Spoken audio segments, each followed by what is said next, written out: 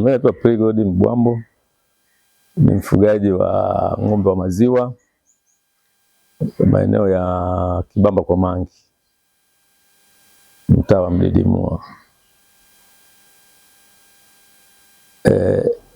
Kutokana na kauli mbiu ya mwaka huu ambayo inasema tambua soko, ongeza tija, tekeleza dira ya 2050, tumejaribu sisi wakulima tumejipanga kupambana kufuga ng'ombe wa kisasa ili tutekeleza dira hiyo,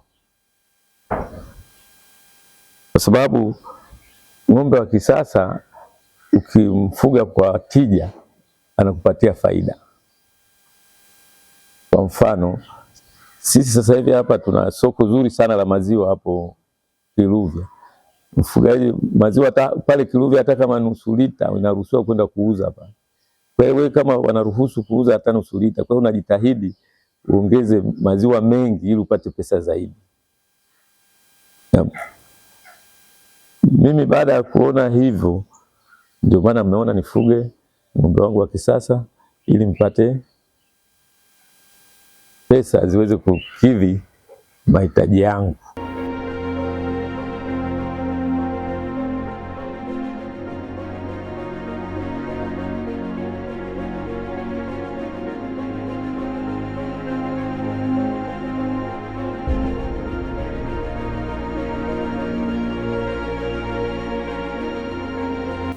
Wa manispaa Ubungo wanatusaidia sana. Wataalamu wanakuja hapa wanatupa ushauri mbalimbali na jinsi namna gani ya kufuga ng'ombe hawa, namna kulisha, namna matibabu, ili tufanikishe dira hiyo. Na sisi wafugaji tunajaribu kufanya kazi kwa bidii na kusimamia kazi zetu vizuri ili tupate mafanikio. Ng'ombe kwa ujumla chakula chake kikuu ni majani. Hizi nani vitubisho vingine hivyo ni vitu tu vya ziada kwa ajili ya kupata maziwa mengi. Lakini ng'ombe ili ashibe, ng'ombe anakula nyasi ili ashibe.